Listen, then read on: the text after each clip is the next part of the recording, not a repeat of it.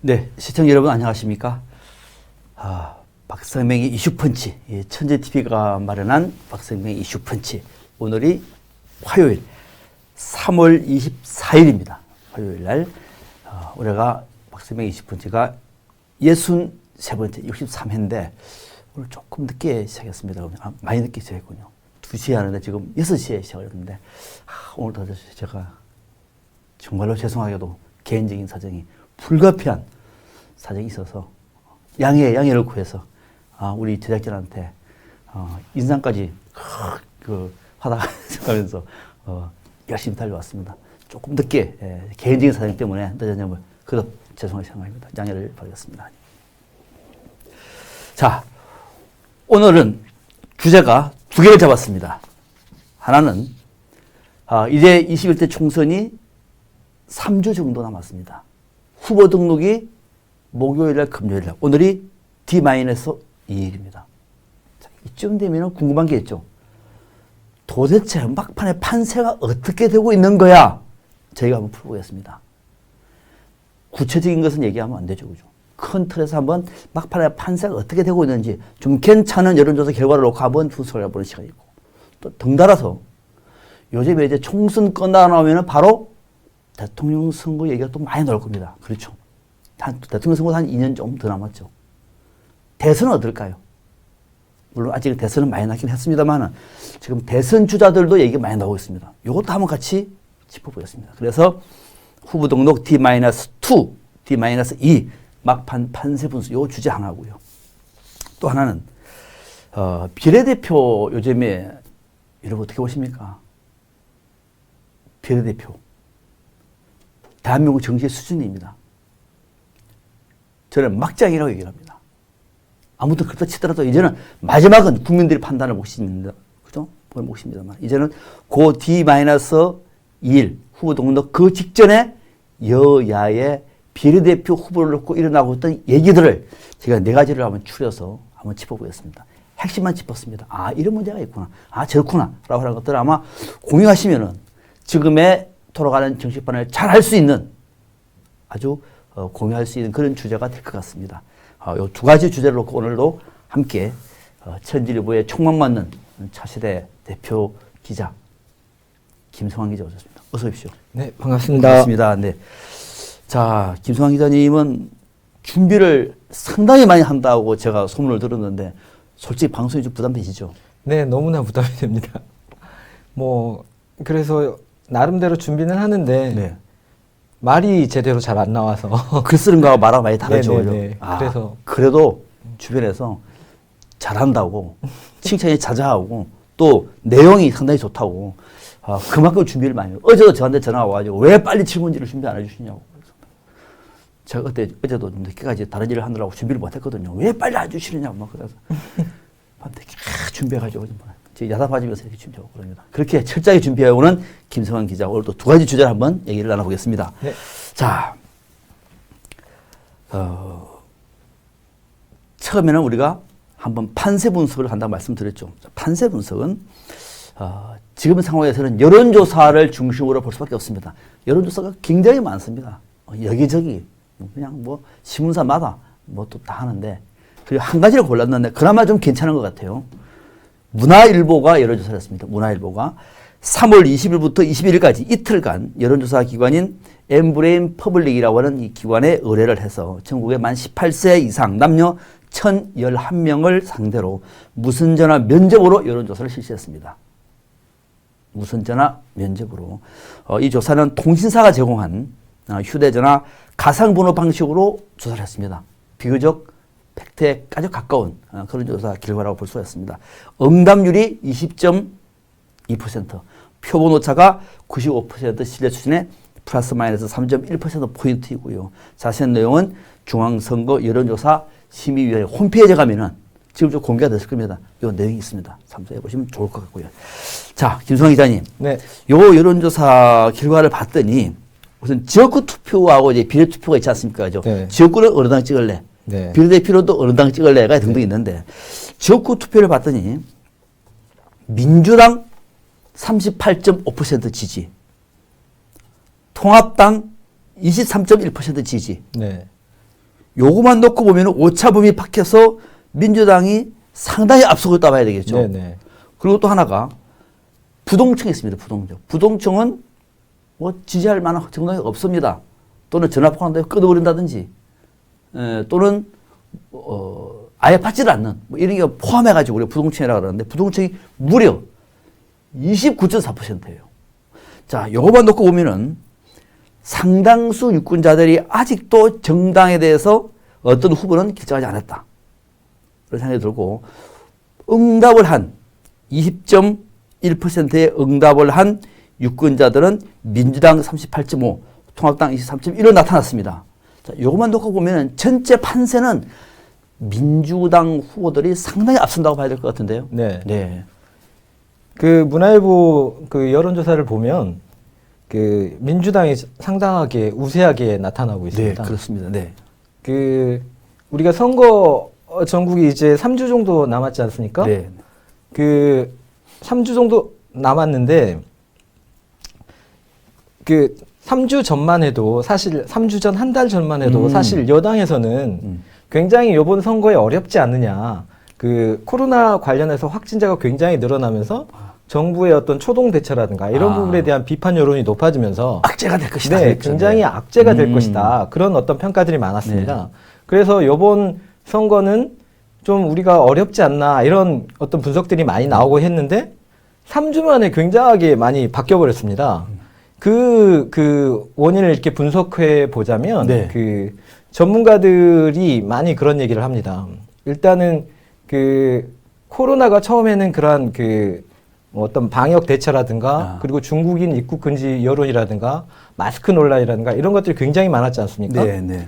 그런 부분에서 비판 여론이 높았었는데 어쨌든 정부가 적극적인 대처를 했고 또 마침 그 코로나가 굉장히 세계적으로 유행이 돼버린 겁니다. 네. 팬데믹이라고 하죠. 그렇습니다. 네. 네.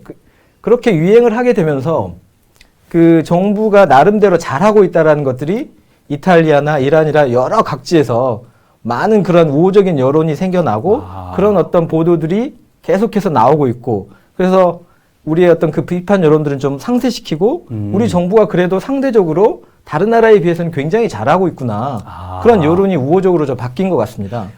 그런 부분이 첫 번째라고 말씀할 수 있고 네. 그 두 번째로는 통합당이라고 할 수 있습니다. 네, 네, 네. 오히려 그 사실 민주당에 대한 어떤 비판 여론이 굉장히 많았기 때문에 그것을 통합당이 흡수해 갈 수 있어야 되지 않겠습니까? 네, 네. 근데 첫 번째로는 통합당 같은 경우는 그 메신저, 그 메시지를 전달하는 사람들이 굉장히 그 흡인력이 낮았다. 제대로 메시지 전달을 못했다라는 게 하나의 또 분석이기도 하고요. 예, 예. 그리고 또 하나는 통합당 같은 경우는 그 자체적으로 그 호감을 갖지 못하는 비호감, 그 민주당은 싫어하더라도 통합당에는 가지 않는, 통합당은 더 싫어하는, 뭐 그런 어떤 호감도, 흡인력을 끌지 못하는 그런 분석들이 나오고 있습니다. 박사님도 이렇게 보시겠지만, 예. 사실 요번에 총선 전국은 굉장히 좀 우리가 기존에 봤을 때 경험해 보지 못한 그런 어떤 총선 전국입니다. 헌정사상 초유의 네, 일입니다. 그렇죠. 네, 네. 그 코로나가 모든 이슈를 빨아버리고 있고 또 하나는 정말 비례정당이라고 하는 정말 또 그런 어떤 현상들이 나타나고 있고 예. 또 하나는 정당들이 너무나 많아요. 맞습니다. 맞아. 무슨 정당인지 알 수가 없을 정말 정도입니다. 헷갈려요. 무슨 네. 비례정당, 무슨 통합당, 미래당 해가지고 저도 네네. 정신이 없어요. 네, 그렇기 때문에 네. 요번에는 굉장하게 민주당의 악재 요소가 많았는데 통합당이 그것을 전혀 흡수하지 못했다는 면도 있고요. 예. 그리고 또 요번에 우리 그 선거에 그 하나는 또 굉장히 그 북한 이슈.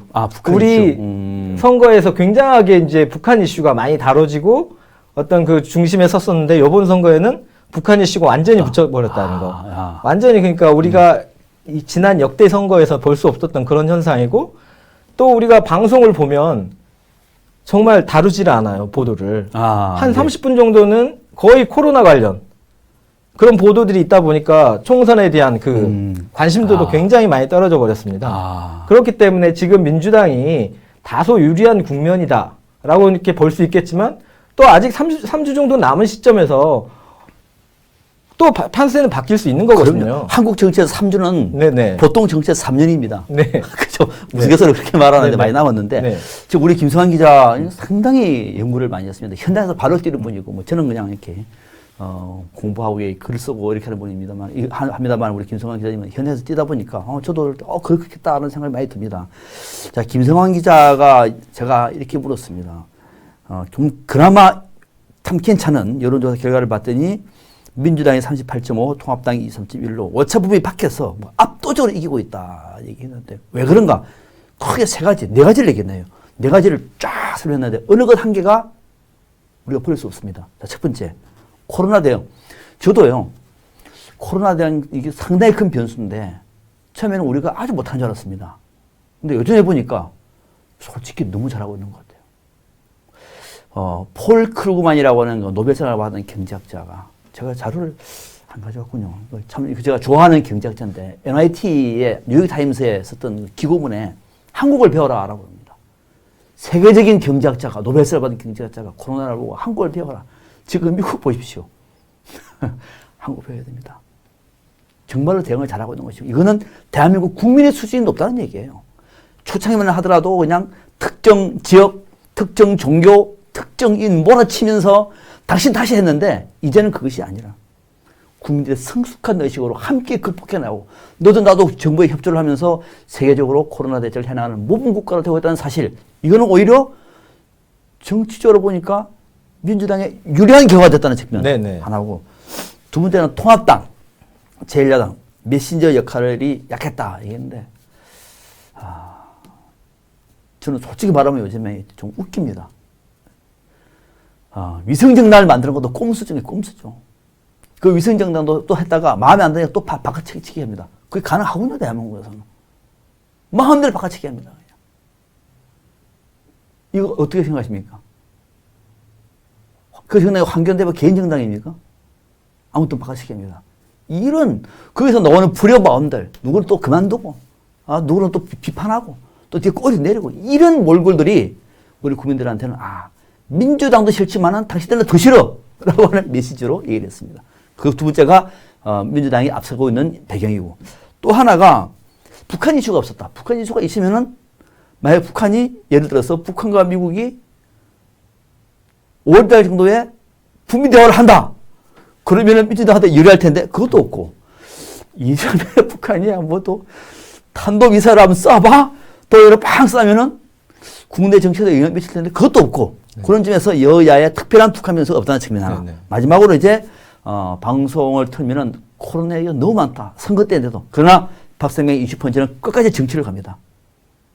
여야를 가리지 않고 보수 진보를 뛰어넘어서 일관되게 정치를 국민의 눈으로 봅니다. 그래서 저희는 이 방송이 자랑스러운 겁니다. 오늘도 우리 정치 얘기를 할 것입니다. 다음에도. 그런데 다른 방송 보면 거의 없습니다.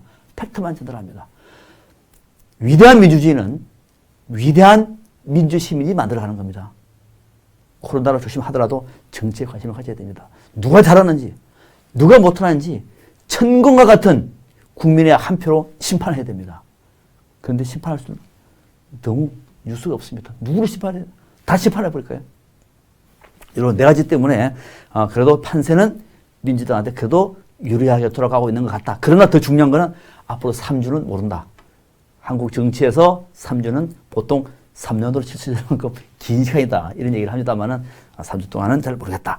자, 그런 상황에서 이제 분명하게 3주째만 하더라도 민주당한테는 좀 불리한 국민이 됐는데 지금은 오히려 통합당이 상당히 불리해가고 있다.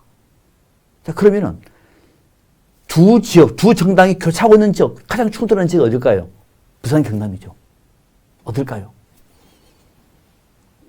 부산, 울산, 경남. 요 똑같은 여론조사에서 민주당 35.8, 통합당 31.9. 35.8 대 31.5. 여기서도 부산, 울산, 경남에서도 민주당이 앞서고 있습니다. 이 정도 되면은 통합당은 보통 정신을 차려서도 안 될 문제지 않습니까? 여기서는 벌써 잡았어야 될 텐데 여기서는 찌고 있어요. 그럼 다른 지역에서는 보나 마나가 되는 거죠. 그죠? 부산, 울산, 경남, 이른바 이 PK 지역이 하나의 잣대가 될 수 있을 만큼 사실상 통합당한테는 위기다. 이렇게 봐야 되겠네요. 네, 상당히 부산 지역에서 그 민주당이 거기에서도 앞서고 있다라는 것은 많은 것을 시사해주고 있습니다. 네. 그 물론 뭐 코로나라고 하는 것이 이번 총선은 뭐 물론 뭐 여기가 바로미터가 될 수도 있지만 네. 코로나 총선이라고 볼 수 있습니다. 코로나 총선. 네네. 그 정부가 코로나를 얼마나 방역을 잘 하느냐 못 하느냐 이런 문제가 하나 있을 수 있고요. 네. 또 하나는 또 하나는 그러니까 이제 그 방역 문제가 하나 있을 수 네, 있고요. 방역 또 문제. 하나는 민생의 문제라고 볼 수 민생 있습니다. 문제네. 네네. 네. 그러니까 그 지금까지 그 많은 오늘도 재단 기본소득이다 뭐 이런 것들을 풀고 있지 않습니까? 예. 추경을 그 민생 문제가 워낙에 이제 문제가 많고 또 경제가 어려워지니까 실제 이 그러니까. 민생 문제 그렇죠. 그러니까 이 총선은 이 부산도 물론 뭐 충분히 우리가 바라봐야 되겠지만 일단 코로나를 정부가 얼마나 그 대처를 잘 하느냐. 두 번째는 거기 관련해서 굉장히 어려워진 민생의 문제를 잘 해결하느냐에 따라서 이번 총선이 민주당의 우세하게 갈 것이냐 아니면 야당의 우세하게 갈 것이냐 그런 어떤 바로미터가 될 가능성이 굉장히 높습니다. 국민들은 지금의 코로나19 사태와 관련해서 정부의 대응을 보고 정부를 지지할 수도 심판할 수도 있다. 네. 그래서 결과적으로는 막판까지 방역 문제와 소위 흔히 말하는 요즘에 코로나19 사태에 대한 국민들의 재난 기본소득과 관련되어 있는 이슈도 총선에 영향을 미칠 것이다. 네네. 그렇겠네요. 자, 그러나 저는 재난 기본소득에 대해서 저는 적극적으로 옹호하는 편입니다. 정말 옹호합니다. 돈 10만 원, 20만 원, 50만 원 주는 게 커서가 아닙니다. 이제 재난 문제는 국가가 국민 여러분들을 해내서겠다는 하나의 신호탄인 겁니다. 힘을 내시라고. 대한민국은 괜찮은 나라라고. 바로 그것이 기본소득입니다. 돈 많으신 분들도 받아가세요. 돈이 없으신 분들 받아가세요. 이건 기본입니다. 대한민국에 주민등록이 있는 대한민국 국민이면 누구나 받을 수 있는 만큼의 대한민국은 세계 10위 경제권으로 들었었다. 모두가 합심하고 있는데 국가가 책임이다. 괜찮지 않습니까? 그런데 재난 기본소득 갈지 안 갈지 잘 모르겠습니다만 아무튼 지금 이 문재인 정부도 그렇고 또 각 자치단체에서도 재난 기본소득 얘기 많이 나오니까 어떻게 방향을 잡는지 그러나 여러분들은 너무 비난만 안 했으면 좋겠습니다. 이것이 여당에 유리하다, 야당에 유리하다가 아니라 이제 대한민국은 그런 정도 수준에 와 있는 나라라고 하는 것. 이 재난을 국민과 광역단체와 정부가 함께 기본소득을 풀어낼 수 있을 만큼의 여당이 된다는 것, 힘이 있다는 것, 자랑스럽지 않습니까? 저도 조금 받아왔으면 좋겠습니다만. 아무튼 넘어가겠습니다. 자, 거기까지 하고요. 그 다음에 김상 기자님. 네. 이번에는 비례대표도 한번 보죠. 네. 자, 이번에는 국민 여러분 투표 용지가 두 개죠, 그죠? 지역구 하나. 나는 1번, 나는 2번, 나는 3번 쭉 할 수 있고. 또 투표장에는 또 비례대표. 또 나는 1번, 나는 2번, 뭐 나는 3번 쭉 나갈 수 있는 거. 비례대표라고 있습니다. 이번에는 비례대표가 이제 연동형 비례제. 물론 그것도 30석의 캡을 씌우고 연동 비율도 50%다고 완전히 괜찮은 제도를 엉망진창으로 만들었습니다.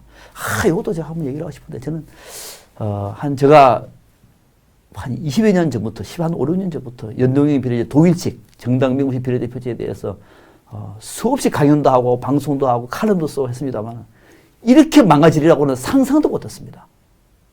완전히 망가져 버렸습니다. 자, 그래도 어떡합니까? 한 세금도 더 얻으려고는 거대 정당들의 행태, 국민 여러분들은 알아야 됩니다. 자, 우선, 비례대표 투표를 물어봤더니, 미래한국당이 뭐냐면은, 미래통합당의 위성정당이에요. 지역구 안 내고, 연동의 비례제를 무력화시키기 위해서 꼼수로 만든 위성정당입니다. 이 미래한국당을 지지하겠다. 20.4%. 그 다음에 민주당은 또 당신들 그렇게 만들면 우리도 만들어야지. 연동형 비례제를 4+1 합의를 만들어내던 집권당마저도 이런 행태입니다. 아니죠. 더불어시민당. 앞서 김상환 기자님이 참 정당이 너무 많다 그러는데요. 이거 뭐 며칠 전에 만들어진 정당이라서 좀 모르겠습니다. 얼마 전에 만들어진 정당입니다. 이것도 더불어시민당입니다. 옛날에 더불어민주당을 한번 또 본던 것 같아요. 네. 더불어시민당이 2위인데 더불어시민당이 16.5, 미래한국당이 20.4, 더불어시민당이 10.5. 역시 이것도 두 정당, 꼼수가 되든 위성정당이 되든 무슨 가설 정당이 되든 국민들은 이렇게 많이 지지합니다. 그러면 정의당은 어떨까요? 9.1. 열린민주당. 또 있습니다. 열린민주당은 이거는 이제 정봉주 전 의원 이런 분들이죠. 네. 6.9. 이른바 친조국 뭐 정당이라고 얘기해요. 네네. 자, 이렇게 나왔습니다. 여기에 대해서 이제, 지지하는 정당 없다, 모른다, 응답하지 않겠다 포함해서 부동층이 35.5. 오, 여기는 부동층이 훨씬 더 많습니다. 네. 아직 찍을 정당이 없다는 겁니다. 35.5인데, 요것만 놓고 보면은, 더불어시민당과 열린민주당의 표가 분산되면서 결과적으로 미래한국당이 당이 워낙 많습니다. 미래한국당이 1위가 되고 있어요. 네네. 그러니까 민주당의 두 위성정당, 제1위성정당, 제2위성정당을 합치면은 민주당의 위성정당이 더 많은데 또 분산되다 보니까 미래한국당, 미래통합당의 위성정당이 이 정당이 1위가 되는, 이거 웃어야 됩니까? 울어야 됩니까? 하여튼 이런 결과가 나타나고 있는 것을 보면은 그래도 이거는 미래한국당이 조금 더 유리하다고 볼 수가 있네요. 그죠? 네네네. 네. 여론조사 결과 나타나는 걸 보면은 네. 약간 우세한 것으로 보이고 있습니다. 그렇습니다. 네. 저기 열린민주당이나 또 더불어시민당이나 너무 당이 많다 보니까 제대로 뭐 말하기가 곤란하기도 한데요. 미래한국당 같은 경우가 조금 더 앞서고 있고 20.4 조금 네네, 앞섭니다. 네. 네. 그리고 더불어시민당이 조금 더 적는데 네, 16.5 조금 요번에 적어요. 양 당이 굉장하게 많은 잡음이 많이 났습니다. 아, 그렇죠. 네. 그리고 또 특히 더불어시민당 같은 경우는 지금 정치개혁연합이다 이런 부분하고 처음에 하려고 했다가 진보 원로 진영이지 않습니까? 네. 하려고 했다가 거기에 안 돼 버렸고 또 녹색당이라든가 미래당이라든가 그것도 안 됐습니다. 또 그것도 안 됐고 민주당은 또 우리가 성향이 달라서 안 되고 그러다가 시민을 위하여라고 하는 거기하고 출발했지 않습니까? 네, 네. 근데 거기서도 이제 두 명밖에 요번에 이제 비례대표가 되질 않았는데 네. 거기에 대해서 이렇게 많은 문제가 생기고 많은 논란이 생기고 또 거기에서 이제 듣보잡이라고 하는 같은 민주당 내에서 그들을 왜 1번부터 10번까지 주느냐 그런 논란도 많이 생기고 아무튼 한국당에도 논란이 많이 생기고 시민당에서도 논란이 많이 생겼지만 어차피 여하튼 지금은 미래한국당이 좀 우세한 쪽으로 나타나고 있는 것 같습니다. 네, 그렇습니다. 자, 이거는 이제 앞서 제가 말씀드린 것처럼 대한민국의 민주주의는 아시아에서는 가장 발전된 나라입니다. 대한민국 경제도 이미 세계적인 강국이 되었습니다. 국민들의 민주주의 수준도 높아졌습니다. 자, 이런 정당이 성공할까요? 아니면 국민들이 매료될까요? 어떻게 될까요? 우리 헌정사상 처음 있는 일이라서 저도 솔직히 모르겠습니다. 그러나 알고 투표를 해야 됩니다. 그죠? 내가 지지를 하더라도 반대하더라도 알아야 됩니다. 모르면 당하는 겁니다. 높은 수준의 민주주의는 높은 수준의 국민이 만들어가는 겁니다. 모르면 당하는 겁니다. 국민들을 모르겠지 하니까 이런 꼼수에 꼼수가 계속 나오고 있는 겁니다. 여러분 아셔야 됩니다. 자, 아무튼 지금까지는 여론조사만 보면은 비례대표 투표에서는 미래한국당이 조금 앞서고 있다. 그러나 더 중요한 거는 부동층이 무려 35.5%가 될 정도만큼 광범위하게 아직은 관망하고 있다. 여기 묻었습니다. 응징을 할지 아니면 박수를 쳐줄지 지켜보겠습니다. 자, 요거는 미래한국당, 미래통합당의 위성정당, 꼼수정당인 미래통합당이 미래한국당이 조금 앞서고 있다는 말씀을 드리고요. 자, 시간이 많이 지났습니다. 네. 자, 이번에 총괄적인 판세에서 결론을 내리는 겁니다. 저거 투표는 민주당이 무려 15%포인트 이상으로 앞서고 있다. PK에서도 민주당이 앞서고 있다. 이거는 통합당이 정신 차릴 대목이다. 네. 비례투표에서는 부동층이 너무 많다. 부동층이. 모두가 긴장해야 된다. 그러나 지금까지 나온 여론조사 보면은 여기서는 미래한국당이 조금 앞서고 있다. 그러나 35%의 부동층이 있다는 것은 결국 이거는 모두가 두려워할 존재다. 이런 두 꼼수 정당에 박수를 칠지 아니면 매를 들지는 아직은 장담할 수 없다. 이렇게 결론돼야 되겠습니다. 네. 자, 빨리 넘어가겠습니다. 하나 더. 이것도 조금 재밌는 건데. 총선만 했죠. 보통 총선하면 또 대선 주자들 얘기가 많이 나와요. 요 한번 짚어보겠습니다. 네. 요 정도에서 대선 주자는 어떨까? 네. 똑같은 여론조사입니다. 문화일보가 엠브레인 퍼블릭에 의뢰를 해서 넣은 결과 차기 대선 후보 누구를 지지하느냐? 1등 이낙연 전 총리 23.8. 2등 누굴까요? 이재명 경기도지사 15.7. 응? 아, 지금 화면에 넣는군요. 아, 우리 그 제작진들 정말 멋지게 만들었군요. 네. 만드느라고 애썼습니다, 이게. 자, 3등 황교안 통합당 대표 10.7. 그 다음에 안철수 6.4, 홍준표 4 이렇게 나왔습니다. 네. 자, 이거는 우리가 요 대목만 놓고 보면은 이낙연 전 총리가 앞설이라고는 알았습니다만 가장 특징적인 것이 뭐냐면은 황교안 대표의 추락, 이재명 지사의 급성장 딱 이렇게 정리할 수가 있네요. 네네. 네. 요번에 그 문화일보 조사에서는 이재명 경기지사가 굉장하게 두각을 보였습니다. 잠깐만요. 네. 요 문화일보가 21대 총선 타깃 여론조사라고 해서 지금까지 1차에서 5번까지 1차, 2차, 3차, 4차, 5차까지 여론조사를 했는데 그때는 이재명 경기지사가 3.4에서 5.5 정도밖에 안 나왔어요. 네. 코로나 전국을 거치면서 무려 15.7, 10%포인트 넘게 상승한 겁니다. 네. 바로 그 대목을 지금 말씀하시는 네, 거죠. 네. 네. 그 이제 코로나 전국 초반에 이재명 지사가 이제 사실 이재명 지사는 그간에 가족 논란이 있었지 않습니까? 그렇죠. 네. 그리고 현재도 대법원에 계속돼 있습니다. 선거법 위반으로 네네. 지금 대법원에서 결론을 받아야 됩니다. 네네. 네.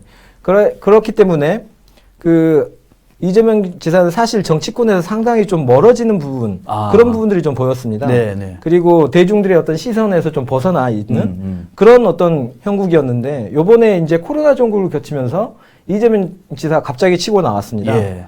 그 특정 종교단체인 그 코로나 전국 관련해서 특정 종교단체를 때리기 하면서 나서면서 그 대중들이 이제 그 부분에 대해서 굉장히 그래도 이 일은 잘하는 지사구나 그런 부분에서 호응을 굉장히 많이 보여준 것 같습니다. 예, 예. 그래서 2월 하순 그리고 그때부터 이제 3위로 등장하더니 요번에 조사에서는 거의 3위로까지 이렇게 반등을 하는 계기가 됐습니다. 2위로 이번에 네네. 이재명 지사가 2위로 됐습니다. 네. 3위에서 2위로. 네. 그 대신에 황교안 대표가 2위에서 10.7로 3위로 추락돼 버리는. 네. 네. 요거는 지금 우리가 이런 위기의 리더십이 필요할 때 적어도 대통령 선거에 나설 만한 주자들이라고 얘기하면 조금 뭔가 간명하고 명확해야 되거든요. 네. 그런 상황 속에서 지금 이 국가적인 저는 세계적인 이런 위기 상황 속에서 이재명 지사는 나름대로 확실한 리더십을 보여줬다. 네. 거기다 지금 또 경기도에는 또 재난 기본 소득을 또 준다 그러죠. 네, 오늘 그런 발표가 그렇죠. 났습니다. 이러다 보니까 팍 치고 올라가고 그만큼 황교안 대표는 푹 꺼져버리는 이런 상황. 이것은 지금 우리는 이런 위기의 시대에 국민들은 어떤 리더를 원하는가를 알 수 있는 대목이에요. 이것이 무슨 돈을 줘서 뭐 특정 종교단체가 어때서 또는 무슨 이런 어떤 측면이 아니라 위기의 리더십은 어떻게 해야 되는가를 보여주고 있는 대목입니다. 네네. 그래서 국민들이 볼 때 이재명 지사한테 전폭적인 지지를 지금 하고 있는 것인데 이 정도 되고 나면은 이번 총선 끝나고 난 다음에 이낙연 전 총리 입장에서는 상당히 신경 쓸 것 같은데요. 네, 상당히 신경 쓰일 만한 대목입니다. 그렇습니다. 자, 앞서 김수환 기자가 얘기를 했는데 이재명 지사는 그동안은 조금 잊혀졌습니다. 왜? 일은 좀 잘하는 것 같은데 선거법 위반으로 지금 대법원에서 재판을 받아야 됩니다. 항소심에서는 당선 무효형을 받았어요. 당선 무효형이 되면 지사직에서 내려와야 되고요. 선거비용 다 내놔야 됩니다. 완전히 망하는 수준입니다.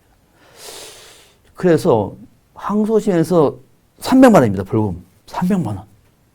100만 원 이상이면 무효죠. 그래서 이 대법원에서도 결국은 지사직이 날아가겠구나 생각했는데 그 이후에 보니까 위헌 법률 심판을 신청을 해서 대법원 판결이 지금 늦어지고 있습니다. 아마 조만간에 날지 한두 달 안에 나오면 나올 것 같습니다만 여기에 따라서 지사직이 유지가 되면은 상승기를 탈 것 같고 지사직이 떨어지면은 뭐 끝나는 네. 당분간 끝나 이런 상황이에요. 네. 그래서 지금 대법원 판결을 놓고 있기 때문에 조금 국민의 관심이 속에서 멀어졌는데 이번에 코로나 정부에서 나름대로의 입지를 구축했다 네. 이렇게 볼 수가 있는 대목이죠. 또 하나는 안철수 대표도 네. 상당히 이번에 코로나 전국을 거치면서 많이 상승 4위 올라왔습니다. 6.5. 네, 네. 그 직접 거기에 가가지고 그 병원에 가서 이렇게 봉사를 하면서 그런 것들이 비춰지면서 나름대로 굉장히 호감층이 생긴 것 같습니다. 네. 그리고 또 하나 재미있는 것은 그 이재명 경기지사와 같이 그 같이 뭐 좀 보다 더 이렇게 어떤 종교시설이라든가 이런 부분에 강하게 대응을 했던 박원순 지사입니다. 박원순 시장입니다. 네. 그분 같은 경우는 나름대로 열심히 선방을 하긴 했지만 대통령 관련해서 지지율은 굉장히 여기에 포함도 되고 있지 않거든요. 지도 빼버렸네요. 네네네. 네. 그래서 그 같이 대응을 했는데 어느 한 분은 굉장하게 부각이 돼서 나오고 네. 어느 한 분은 그대로 그 지지율에 머물러 있고 굉장히 또 재미있는 대목이라고 할 수 있겠습니다. 그러니까 똑같이 서울시장과 경기도지사로서 강하게 대응을 했는데 네. 한쪽은 퍽 올라가고 한쪽은 저희 여론조사 속에도 빠질 정도로 아주 미미하게 네. 딱 그 차이가 뭘까? 차이가 아마 저는 좀 단호한 네. 그런 리더십 때문이 아닌가 싶은 생각이 들어요. 네. 아무래도 이재명 지사 같은 경우는 좀 단호하죠. 어떤 입장이든 간에 좀 단호한 그런 것들이 국민들한테는 그만큼 위험 부담이 큰 지금 정부에서 저렇게 해야 된다라고 네. 좋은 평가를 받은 것 같습니다. 네. 그렇게 저는 이해를 하겠습니다. 이재명 경기도지사는 이제 위헌 법률 심판을 신청해서 대법원 판결이 좀 늦어지고 있는 데에 대해서 혹시 지사직 더 하려고 한 것 아니냐 이렇게 얘기하니까 이재명 지사가 2월 24일 페이스북에서 내가 지사직을 연명하려고 위헌 법률 심판을 신청했다거나 판결 지연으로 혜택을 누른다는 주장은 심히 모욕적이다. 분명히 말하지만 재판 지연으로 구차하게 공직을 연장할 마음은 추호도 없다. 이거 지금 녹아나요. 야, 우리 그 제자팀에서 이거 다 준비를 하셨군요. 이렇게 그 사이에 이렇게 주의가 준비를 철저히 합니다. 네. 이재명 지사 이런 편지를 보면은 좀 괜찮은 사람이에요. 네. 정말로 이재명 지사 앞으로 어디까지 갈지. 근데 그것은 충분히 의심해 볼 수 있습니다. 그 내용은. 그렇습니까? 그러니까 헌법 재판에는 헌법 소원 심판이라는 게 있고 네. 위헌 법률 심판이라 있고 네, 그리고 네. 탄핵 심판, 유언정당 심판 여러 가지 5개 정도의 심판 제도가 있습니다. 네, 네. 근데 위헌 법률 심판 같은 경우는 법률의 위헌을 제청하는 것이거든요. 네. 그 법률에 대한 위헌을 제청하면은 그 전에 진행했던 재판이라고 하는 것은 정지가 돼 버리거든요. 그렇습니다. 네. 그렇기 때문에 그런 어떤 의심들을 받고 있을 수 있다라는 거죠, 충분히. 네. 선거법에서 정한 내용이 너무 추상적인 게 아니냐. 그렇게 그러면 다 걸릴 수가 있는 것인데, 과연 이것이 우리 헌법에 맞는 것이냐. 라고 하는 문제를 제기할 수 있는 것이고, 네. 그 문제 제기 때문에 이제 위헌 법률 심판을 신청했는데, 이거는 이제 대법원이 판단을 해야 됩니다. 그죠? 대법원이 인용을 할지 아니면 각하할지. 인용하게 되면은 헌재에서. 아니요. 대법원이 하고 난 다음에 하면은 헌재에서 결론을 내립니다. 네네. 순서가 그렇게 되고 그러고 난 다음에 대법원에서 본안 지금 말하는 선거법을 최종적으로 상고심을 하게 되는 이런 절차를 거치게 됩니다. 네. 아직까지 대법원은 받을지 안 받을지 지금 고민하고 있다 그래요. 네. 이거는 한 번 더 지켜보겠습니다. 자, 두 번째 주제. 34분이 지났군요. 네. 자, 좀 빨리 가겠습니다. 자, 비례대표 순번 경쟁의 뒷얘기. 이거 우리가 골라서 저희하고 김상희 기자하고 우리 제대팀을 골라서 4개 정도만 줄여서 한번 얘기를 풀어봅시다. 해가지고 딱 정했는데 첫 번째, 김상희 기자님. 네. 앞서 조금 얘기했어요. 네. 더불어시민당을 중심으로 해서 듣보잡 논쟁. 듣보잡이 뭔지를 모르시는 분도 어르신들 계실 것 같아요. 네, 그럴 수 있겠습니다. 듣도 보도 못한 잡X, 그죠? 네. 이 얘기인데, 그래서 줄여서, 참, 이런 말은, 그거 얘기가 나왔으니까 하는 겁니다만은, 저희 박성명의 이슈 펀치는 그런 거 말 안 씁니다. 그러나 여기는 그런 분을 썼기 때문에, 듣보잡 논쟁, 듣도 보도 못한 잡X, 이 얘기인데, 이런 얘기가 왜 나왔습니까? 이 부분은 네. 민주당이 이제 연합 정당을 이렇게 진행하는 과정에서 나오게 된 겁니다. 네. 그러니까 미래한국당이 비례 정당을 위성 정당을 만들어서 네. 자기네들이 어떤 그 표를 나눠 갖겠다라는 것으로 위성 정당을 창당했지 않습니까? 더불어시민당. 네네. 미래한국당이. 그래서 어떤 네. 대체안으로 그렇죠. 네, 비례연합정당을 만들려고 네. 하는 그런 명분 쌓기.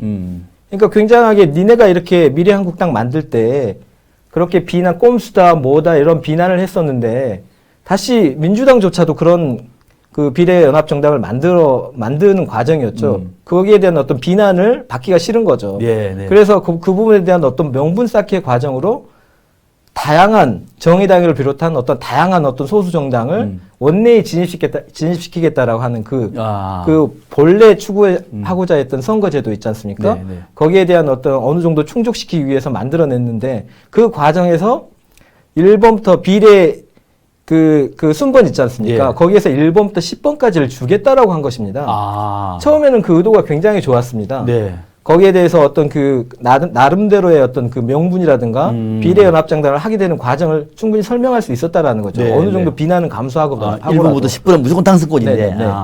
근데 이제 그 과정에서 여러 이제 그 소수 군소 정당들을 이렇게 만나고 그 협의를 하다 보니까 뭐 이념이라든가 성향이 안 맞은 부분도 생길 수 있고, 그렇죠. 또 그들과의 함께 할 수 없는 부분도 생겨날 수 있었다라는 거죠. 그리고 당신들이 추천한 저 사람은 보니까 우리 사람이 아닌데 지금 왜 왔어? 뭐 이렇게 쓰는 거죠. 네. 그리고 또한 이 과정에서 굉장히 좀 시간이 좀 부족했습니다. 예. 그 선거 이제 기간은 얼마 남지도 않고 빨리빨리 추진을 해야 되는데 거기에서 이런 어떤 정말 이렇게 하나하나 후보자들 검증을 해야 되는데 그 부분에 대한 어떤 졸속 검증에 대한 우려, 이런 부분에 대해서 하다 보니까 제대로 된 어떤 우리가 알 수 없는 사람들이 나오다 보니까 이 민주당, 기존에 있던 민주당 대표들이 도대체 듣도 보도 못한 사람들이 나와서 우리 오히려 표가 열린민주당한테라든가 이런 부분에 갈라지는 거 아니냐, 그런 우려들이 많이 나왔고 거기에 대한 그 비난으로서 그런 용어가 나오게 된 것입니다. 불만도 좀 있고 포함되고. 지금 이 얘기는 이런 겁니다. 이제 더불어 시민당, 민주당의 위성정당이죠. 처음에 독자적으로 그냥 당 하나를 만들려고 그러다 보니까 좀 국민들이 그 얼마나 그 짜증을 내겠습니까? 뭐 하는 거냐고. 이걸 좀 물타기 했으면 좋겠는데 어떻게 하다가 연합으로 간 겁니다. 연합으로. 그래서 우리는 기존의 7석 더 이상은 욕심이 없다. 다만 통합당의 이제 반칙을 끊기 위해서 불가피하다. 그래서 연합으로 가기로 했는데 그 과정 속에서 이제 그러면은 자신들은 1부부터 10반은 모시고 자신들은 11부부터 7명만 받기로 하지 않았습니까? 그런데 1부부터 10번은 당선권이 훨씬 더 유리하고 민주당에서 공천받아서 불안한 거죠. 근데 앞에 보니까 뭐 좀 정말 뜻도 보도 못한 사람들이 막 오다 보니까 이 불만이 많은 겁니다. 도대체 뭐 하는 것이냐고 지금 거기다가 거기다 더 나가서도 그 정봉주 의원의 그 열린민주당까지 만들다 보니까 떨어질 수도 있어요. 만약에 이번에 더불어시민당의 지지율이 떨어져 버리면은 민주당에서 공천한 사람들은 안 될 수도 있어요. 그리고 불만이 많다 보니까 저 특보잡들한테 왜 우리가 양보를 해야 되냐. 김홍걸 상임의장, 민족화해협력 범국민회의회 김홍걸 상임의장, 김대중 전 대통령의 이제 아드님이죠. 이분이 지금 민주당에서는 4번입니다. 그럼 전체 속에서는 이제 14번이 되겠죠. 어떤 말 하냐면은 이런 분들이 민주당 후보를 좀 전면에 배치해달라. 왜 우리가 11번부터입니까? 민주당 출신 비례 후보들은 과거 행적을 알 수 없는 듣보자 후보들에게 표를 왜 주고 있습니까? 이렇게 비판합니다. 그래서 듣보자 얘기가 나온 겁니다. 그죠? 그런 강한 불만을 내세웠습니다만, 그러나 민주당이 집권당으로서 국민에 약속을 했던 것이고 명단이 나왔습니다. 그죠? 35명. 좀 이거 놓습니다. 쭉 이렇게 더불어 시민당이 1번부터 10번까지는 당초 얘기한 대로 군소정당과 외부 인사들을 배치를 하고 11번, 그리고 11번이 이제 민주당에서 자체적으로 1번이 됐던 후보고 전체에서 1번을 받은 신현영 지금 자막에 넣어줘 화면에 신현영 명지병원의 가정의학과 교수인데 이번에 코로나 대응 TF팀에서 활약을 했고 그래서 최전선에서 활약했던 상징적인 인물이라고 해서 1번을 받았습니다. 2번은 이제 남자로서 중소기업 중앙회 경제정책본부장 김경만, 3번은 그 유명한 여성 인권 운동가 권인숙 한국여성정책연구원장 등등 이렇게 좀 화면에 나오는 요 맥락으로 쭉 해가지고 1번부터 10번까지는 모셨고 11번 최혜영 교수가 이제 민주당에 자체적으로 비례를 했던 1번이 되는 것이죠.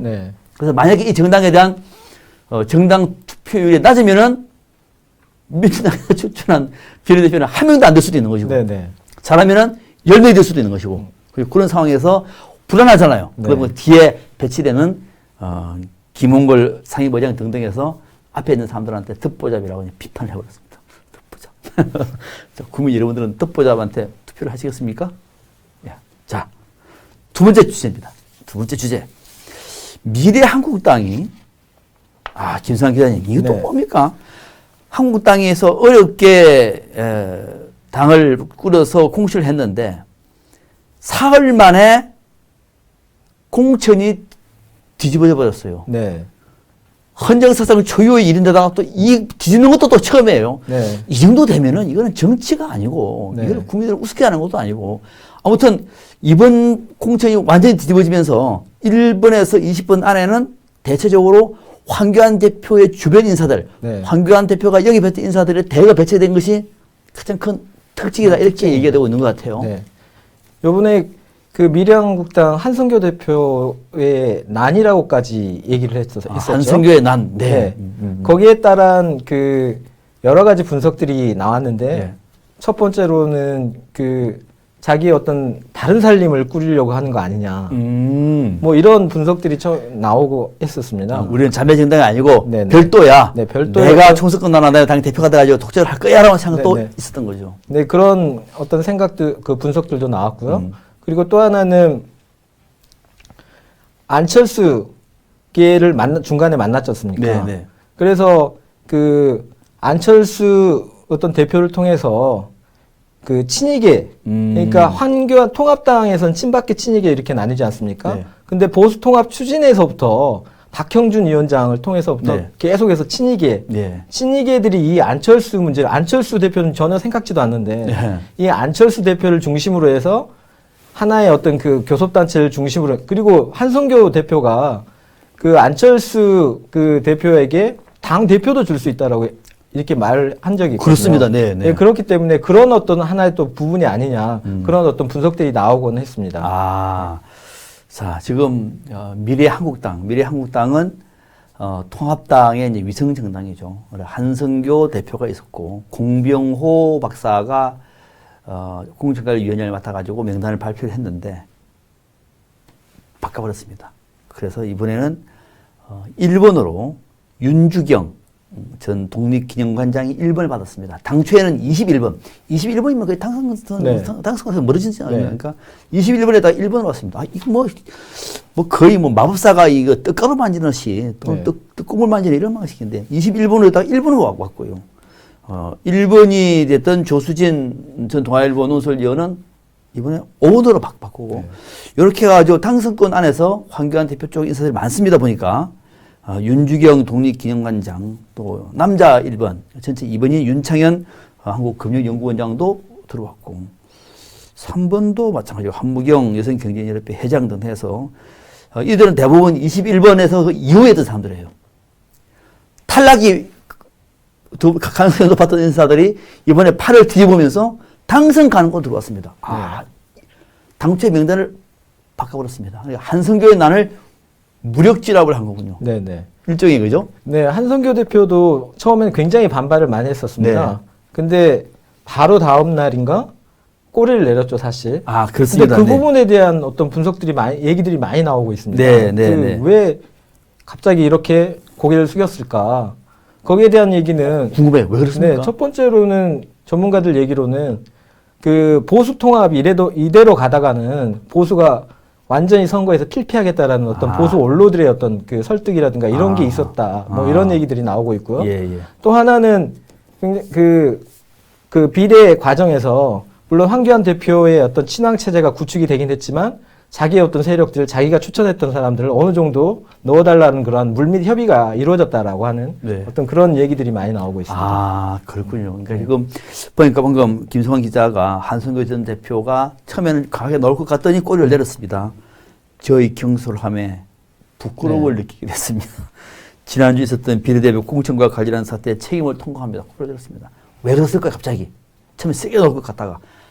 김성환 기자의 분석은 전문가들과 얘기를 통합을 해볼 때 보수 언론들이 지금 칼갈의 당이 보수 찢어져 있는데 또 총선 앞에서 당신이 그렇게 할 거냐? 그러지 마시라! 하니까 한성교 저 대표가 알겠습니다. 저희 경선함에 부끄러움을 느끼게 됐습니다. 하면서 물러난 거군요. 네. 이렇게 해서 판이 완전히 바뀌었습니다. 이렇게도 가능하군요. 판을 발표했다가 저쪽 당 대표가 안 돼 하니까 새로운 사람들 가서 판 완전히 바꿔버리고 그렇게도 되는군요. 그죠? 국민을 얼마나 우습게 알았으면 이렇게 가능할까요? 자, 이렇게 돼서 황교안 대표의 힘은 이번에도 여실히 증명이 됐다. 네. 그런데 이것이 만약에 이번 총선에서 요런 요런 어떤 그 명단들이 성공을 하면은 황교안 대표는 더 힘을 받을 수가 있고, 네. 만약에 이 무슨 그 미래 한국당이 이 모양이야 하면서 네. 국민들이 심판을 내리면은 황교안 대표도 몰락도 할 수 있는 네, 그럴 수 있죠. 상당히 위험한 상황 안에 지금 가고 있는 거죠. 처음에는 상당하게 리더십의 타격을 받았습니다. 네. 그 황교안 대표, 한성교 대표가 자기 나름의 어떤 그 뭔가를 뭐 예를 들면 뭐 황교안 대표를 농락했다 뭐 네. 이런 얘기까지도 나왔기 때문에 예.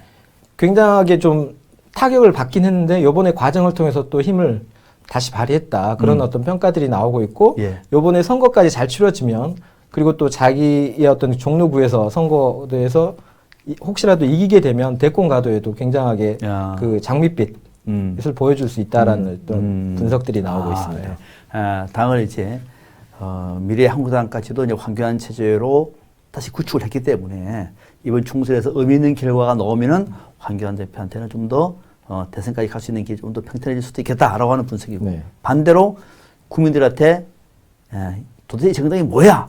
명단까지도 또 바꾸치 하는 거야? 안 돼! 해버리면은 더 상당히 어려워지는 네. 그런 상황. 두 가림길에 있다. 이렇게 평가를 하겠습니다. 자, 다음 주에 또 넘어가겠습니다.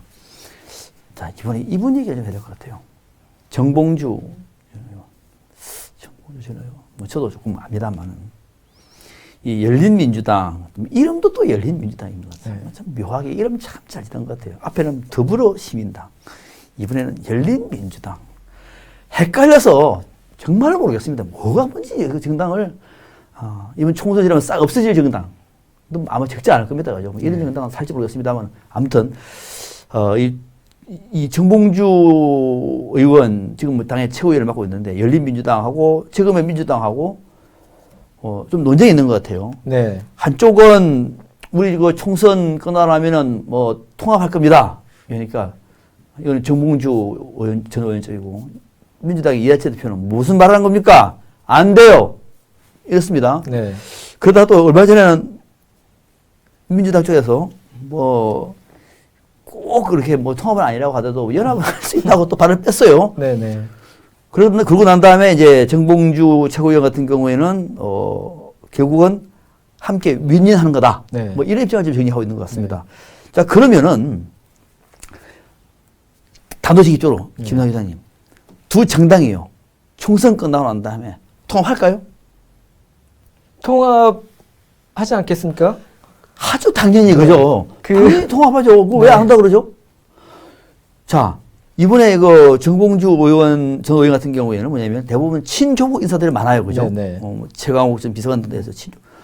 이분들은 사실 그 문재인 대통령과 가까이 있었던 사람들이에요. 네. 그런데도 불구하고 통합을 안 한다고 얘기하는 거는 혹시나 민주당에서 국민들로부터 비판을 받을까봐. 그렇죠. 그 부분이 가장 큽니다. 야단을 맞을까봐 통합하지 않을 거야. 우리를 찍어주세요. 네. 그렇게 하는 거죠. 그죠? 네네. 그러면은 결국은 전문가들 분석은 두 정당은 지금 서로 싸우는 것이 아니고 사실은 함께 윈윈하는 거다. 네. 일거양득이다. 네. 꼭 먹고 안 먹고 도랑치고 가져잡고 네. 이렇게 논리를 푸는 것이 맞는 얘기죠. 네. 아, 그렇게 볼 수 있습니다. 네. 정봉주 의원이나 손혜원 의원이나 다 거기에 색채가 똑같지 않습니까? 네. 그렇지만 민주당 같은 경우는 중도층이라든가 그런 부분을 생각지 않을 수 없다라는 거죠.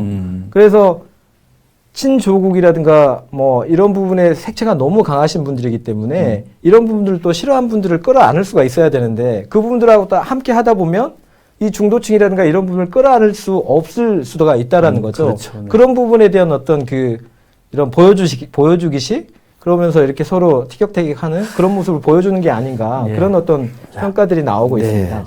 자, 존경하는 국민 여러분, 지금 민주당에는 2중대와 3중대가 있습니다.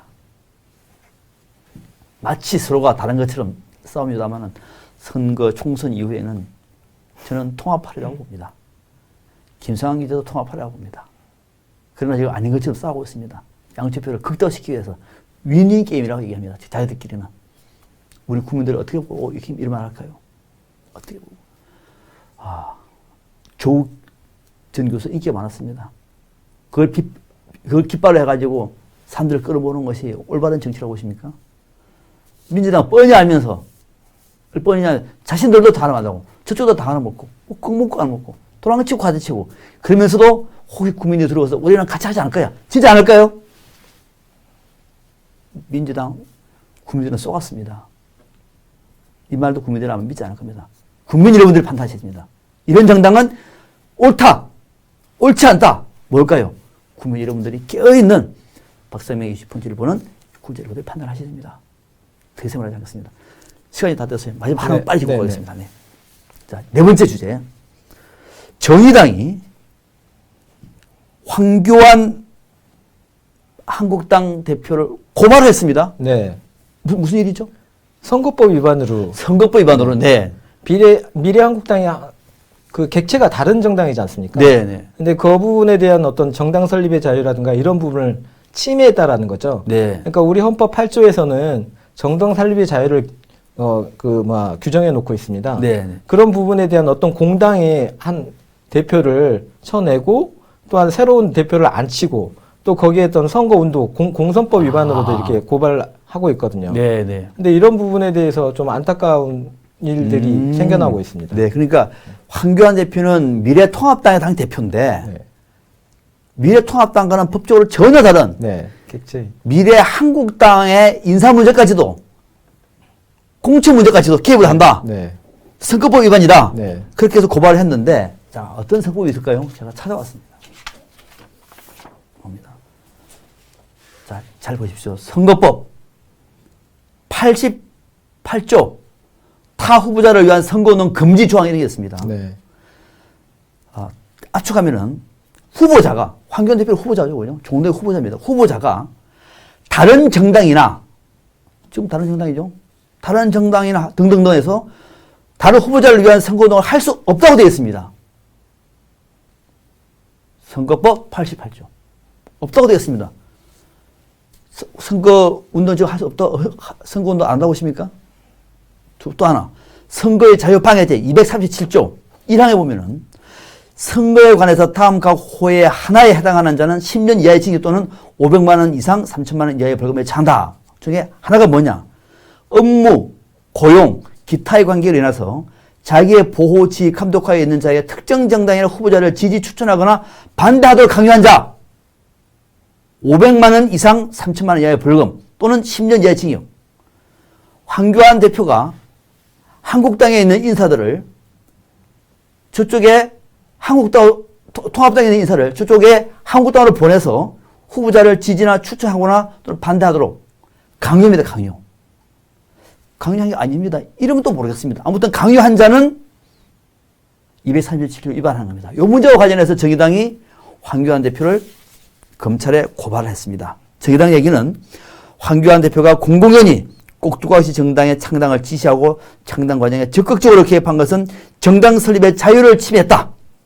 당 대표이자 후보인자가 공공연히 다른 정당의 지지를 호소하는 것은 명백한 부정선거다. 다른 정당의 비례 후보 공천 과정에 개입해서 공당의 공천 절차를 번복시키는 행위를 했다. 이런 선거 자유를 침해한 것이다. 고발했습니다. 검찰과 법원이 어떻게 판단할지요. 상당히 애매합니다. 그죠? 네. 제가 봐도 이거는 너무했다 싶은 생각이 듭니다. 해도 너무했습니다. 그런 와중에 정의당이 고발했습니다. 어떤 결과가 나올까요? 근데 보통 이 정도 되면은 결론은 선거 끝나는 다음에 나와요. 네. 그죠? 네. 법원 물고 총선은 다가왔기 때문에 이 문제와 관련해서 검찰이나 법원은 판단을 더 미룰 것 같습니다만 그러나 그거는 그렇다고 하더라도 국민 여러분들은 판단하셔야 됩니다. 이게 법 위반 아닙니까? 법 위반입니까? 어떻게 생각하십니까? 정의당이 고발했습니다.